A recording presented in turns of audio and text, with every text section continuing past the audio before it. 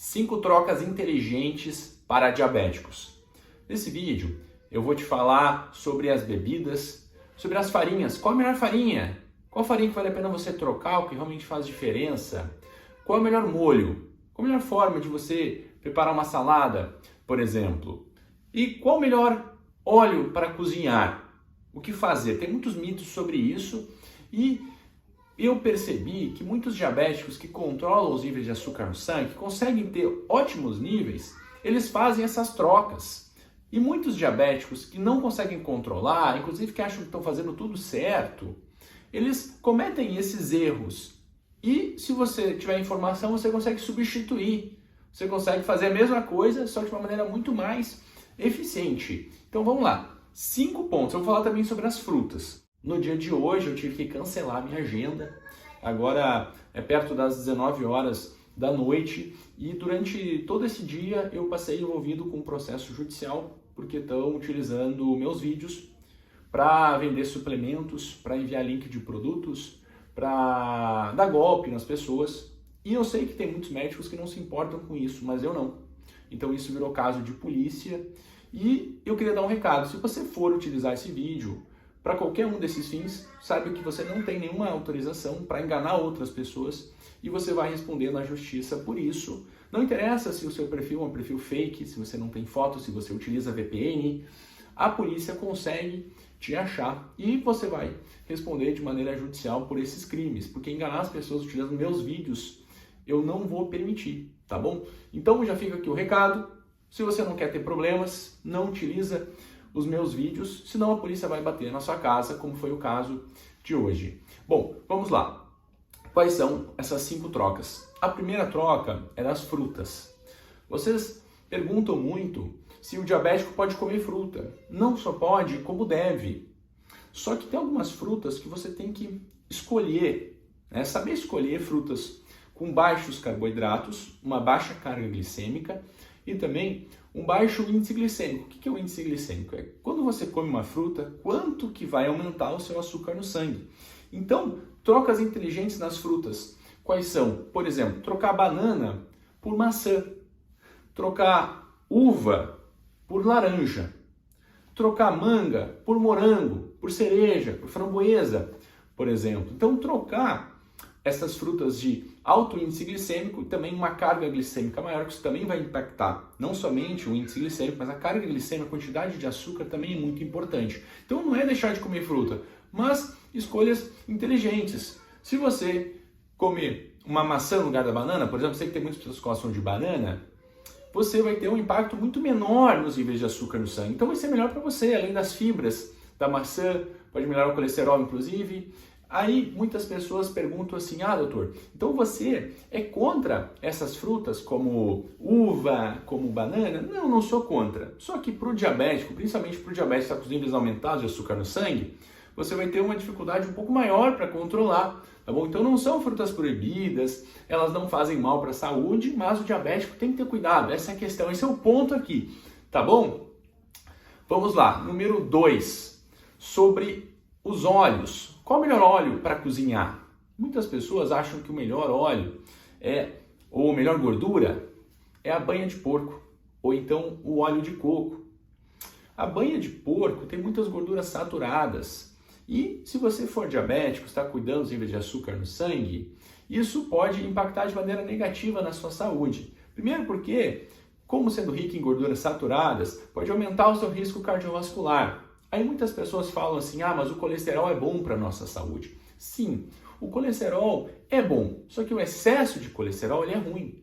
Nós utilizamos o colesterol, por exemplo, para formar a membrana das células, para formar hormônios como a própria vitamina D, para formar a testosterona, para formar o cortisol, que é essencial para a nossa vida. Sem cortisol você não consegue viver. Então, o colesterol é bom sim, só que o excesso de colesterol, principalmente esse colesterol das gorduras saturadas, pode aumentar o nosso colesterol ruim chamado de LDL. Então, isso não é mito, tem muita desinformação aqui sobre o colesterol, porque algumas pessoas utilizam falando que o colesterol é benéfico, só que esquecem que o excesso de colesterol está relacionado sim com o aumento de doenças cardiovasculares.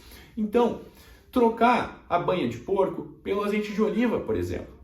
Trocar o óleo de coco por óleo de girassol, por exemplo. É uma escolha melhor, porque tanto o óleo de coco quanto a banha de porco têm gorduras saturadas. O óleo de girassol e o azeite de oliva têm gorduras insaturadas. Também são gorduras, só que podem melhorar o seu colesterol, aumentando o colesterol HDL, que é o colesterol bom, o colesterol que protege, o colesterol que limpa as artérias. Digamos assim, o pessoal gosta bastante dessa expressão. Então, o colesterol bom, o colesterol HDL, pode até te ajudar. E também tem que cuidar com o excesso desses óleos, tá bom? Como eles são calóricos, por exemplo, azeite de oliva, qual é a dose de azeite de oliva?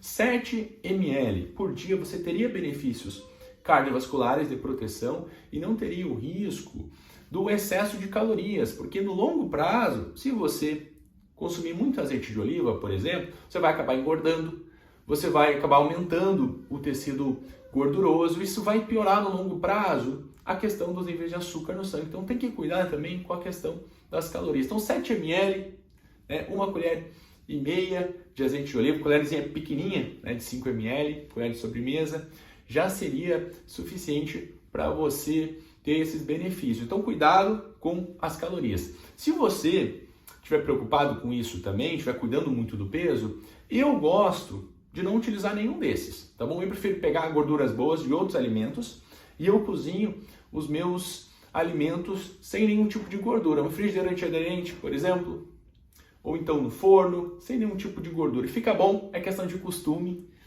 Eu gosto bastante de temperar, coloco bastante pimenta e você não vai sentir falta de não ter nenhuma... Não vai sentir falta da gordura da comida. Porque alguns alimentos, inclusive, como carne vermelha, já tem um pouco de gordura, não tem por que você adicionar ainda mais. Mas eu sei que é questão de costume, por isso que eu proponho para você, tenta cozinhar aos pouquinhos, diminuindo a gordura, até você chegar ao ponto de não precisar colocar nada. E o número 3, sobre as farinhas. Outro tema frequente, qual é a melhor farinha para os diabéticos? Muitos diabéticos que não conseguem controlar os níveis de açúcar no sangue utilizam a farinha de trigo. Se você trocar por farinha de sementes, farinha de linhaça, farinha de abóbora, farinha de girassol, você vai estar fazendo uma ótima escolha, porque essas farinhas também têm fibras. O que as fibras fazem? Elas melhoram a digestão, acabam aumentando a sua saciedade, além de você comer menos, você fica mais saciado, isso também lentifica o trânsito intestinal, diminuindo o impacto glicêmico. O índice glicêmico de uma alimentação, se tem fibras, você acaba diminuindo, o que é excelente para quem tem diabetes. Então, utilizar farinhas de sementes. E vocês vão perguntar também sobre farinha de amendoim, farinha de oleaginosas, por exemplo. Podem ser uma opção, sim, para aquele diabético que é o diabético magro, que não está preocupado com peso. Nós sabemos que 30%, olha só, é uma quantidade bem significativa, tem diabetes e não tem obesidade, né? Não estão preocupados com essa questão do peso. Para esse grupo de diabéticos magros, aí sim a farinha de oleaginosas pode ser uma opção, farinha de amendoim, por exemplo, porque não vai ter um impacto significativo e você não vai gerir um excesso de calorias. Qual que é a grande questão das oleaginosas, como amendoim? Porque são muito calóricas. Tem uma quantidade bem grande de gorduras. Então eu sugiro que você utilize a farinha de sementes, vai ser uma opção. Aí você pode escolher entre as sementes, né? Tem farinha de chia também, que eu esqueci de citar. Eu gosto muito da farinha de abóbora. E você? Qual você utiliza? Deixa aqui nos comentários. Agora, já na metade do vídeo, eu lembrei que eu não fiz a meta de likes. Vamos fazer uma meta de 10 mil likes para esse vídeo. Eu tive que dar aquele aviso no começo do vídeo. Então, acabei que eu não fiz essa questão dos likes. Espero que você já tenha curtido. Se você não curtiu, então eu te convido também, além de curtir, para se inscrever no canal e ativar as notificações, ativar o sininho para sempre que eu postar, você ser notificado. Bom, número 4 é sobre a salada, os molhos. Porque muitos diabéticos que não controlam os níveis de açúcar no sangue utilizam molho de queijo, por exemplo, molho de parmesão, ou então molho barbecue, molhos que têm açúcar na sua composição, ou então gorduras, como é o caso de molho de parmesão, né? Ou a salada Caesar. Salada Caesar é muito gordurosa, tá bom? Então tem que utilizar temperos sem ou com poucas calorias, como é o caso do vinagre. Você pode utilizar vinagre. Se você trocar o molho de queijo por vinagre, pode ser vinagre de maçã, nós sabemos que também tem benefícios, você vai estar fazendo uma ótima escolha. Se você corrigir essa questão da salada, vai valer muito a pena para o seu controle dos níveis de açúcar no sangue. Porque se você coloca um molho de queijo, ou então outro molho, uma salada Caesar, por exemplo, você está colocando muitas calorias na salada. E na salada é hora de você pegar fibras, de você pegar vitaminas, minerais e evitar essas calorias, como é o caso dos molhos, principalmente os molhos gordurosos, tá bom? Então tem que evitar. Se você gostar, você pode optar, né? Se você, aliás, não gostar do vinagre, você pode colocar limão. Eu gosto muito de temperar saladinha com limão. Coloco bastante vinagre. Vinagre balsâmico também é uma opção, tá bom? Então sempre olhe quantas calorias tem o molho e como você está temperando a sua salada. Você gosta de temperar com o quê? Eu coloco vinagre balsâmico e coloco também um pouquinho de pimenta. Você sabe que eu gosto muito de pimenta, até na salada eu coloco pimenta, veja só. Número 5 é sobre as bebidas. Muitos diabéticos que não conseguem controlar os níveis de açúcar no sangue também acabam errando na questão das bebidas, como é o caso dos sucos. Você acha que o suco integral de laranja é bom para quem tem diabetes? Vocês viram que eu falei que a laranja é uma fruta boa, mas o suco não.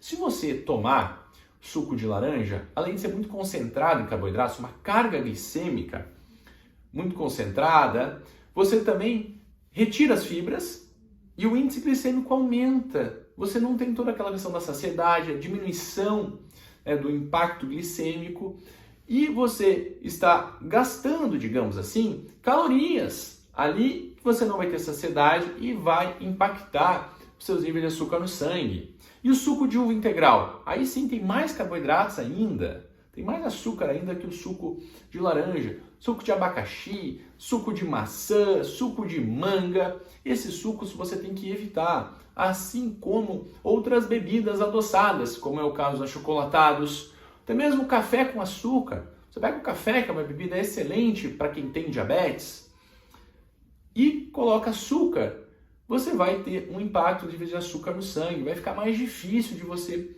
controlar. Refrigerantes, então, nem se fala, né? Isso aí você já sabe que não tem que tomar, porque acaba sendo uma caloria vazia. O suco de uva, por exemplo, você ainda tem as vitaminas, tem açúcar, mas o refrigerante não, né? É só o açúcar e sem outros componentes aqui que eu nem vou mencionar, né, para não estender esse vídeo. Então, o que você vai tomar? Eu sugiro que você tome água saborizada ou então suco de limão. Você mesmo faz. Eu coloco água com gás. Água com gás não faz mal, inclusive. Muitas pessoas perguntam, pode tomar bem tranquilo. E coloco meio limão. E tá ótimo. Fica muito bom. E se você gostar muito de adoçar, pode colocar um adoçante natural como stevia. Eu gosto de tomar sem açúcar.